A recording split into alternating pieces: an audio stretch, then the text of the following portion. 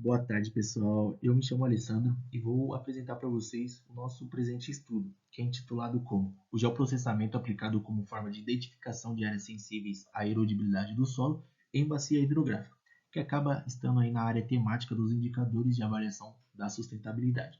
E tem como autores, eu, Alessandro Xavier da Silva Júnior, a Letícia Tondato Arantes, Arthur Pereira dos Santos, o Enzo Henrique Simeonato, Ana Laura de Paula e, por fim, o professor orientador Darlan Colins da Cunha e Silva.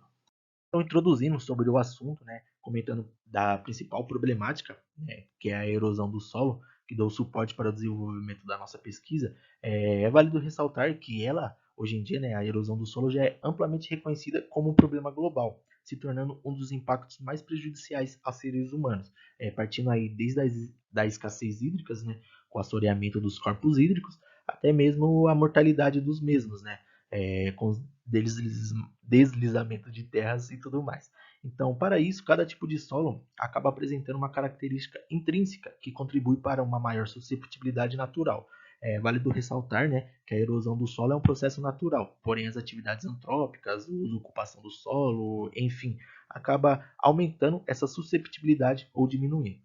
E para isso, como já é um problema amplamente reconhecido, métodos de avaliação de perda de solo vêm sendo criados. E um exemplo disso é o modelo de equação universal de perda de solo, a famosa USL. Posto isso, o objetivo do nosso trabalho, da nossa pesquisa, foi o de avaliar a erodibilidade do solo por meio do fator K na bacia hidrográfica do rio Sorocaba-Sul, ou a BHRS, Bacia Hidrográfica do rio Sorocaba-Sul, a fim de obter um produto capaz de subsidiar os gestores agrícolas, ambientais e o público da região em relação às áreas que possuem maior e menor capacidade de erodibilidade.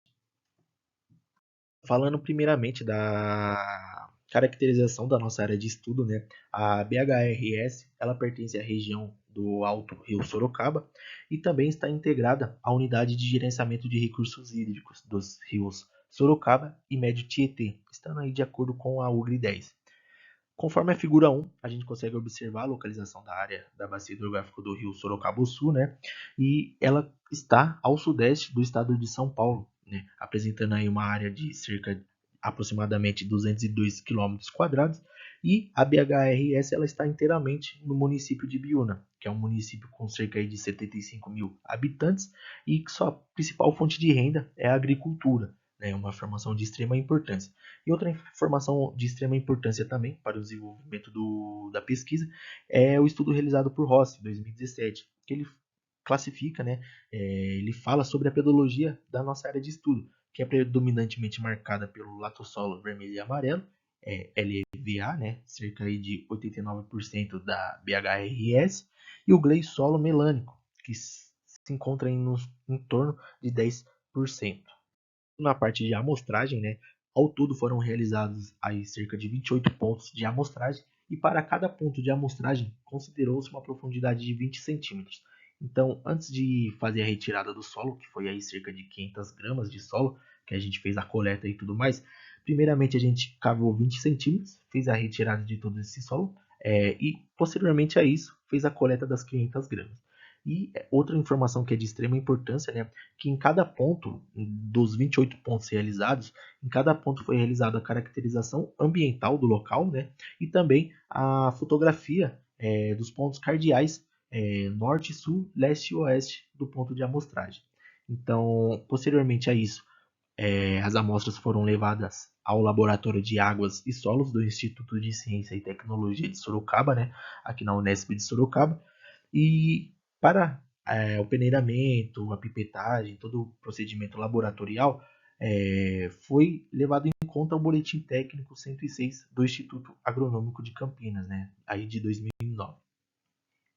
Após o procedimento laboratorial, foi quantificado, ou encontrado o valor de erodibilidade do solo, a partir do método indireto, como é possível observar na equação 1, que se utiliza da porcentagem de areia, silt e argila.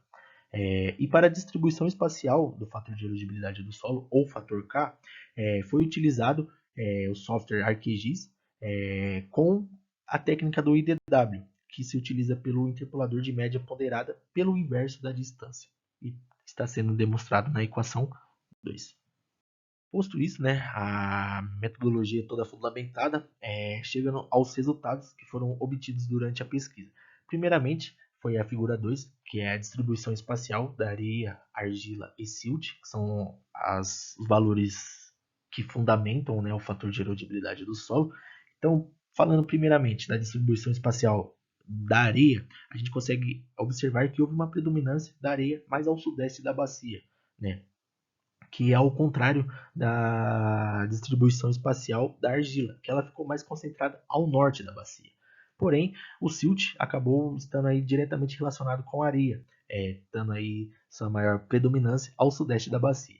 E estudo realizado pelo Miguel et al. 2021, né, ele acaba comentando sobre os valores altos, né, de areia e silt, que eles demonstram uma forte interação para a elevação do fator de erodibilidade do solo, porque eles não conseguem fazer com que o solo tenha uma agregação. Então, eles têm uma alta suscetibilidade do solo, fazer que o solo sofra o processo de erosão.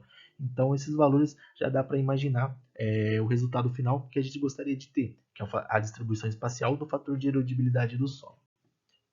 Enfim, falando sobre a distribuição espacial do fator K na BHRS, como demonstra a figura 3, a gente consegue observar que os fatores acabam alternando de 0,04, mais ao sudeste da bacia, aos valores de 0,007, mais ao norte da bacia hidrográfica.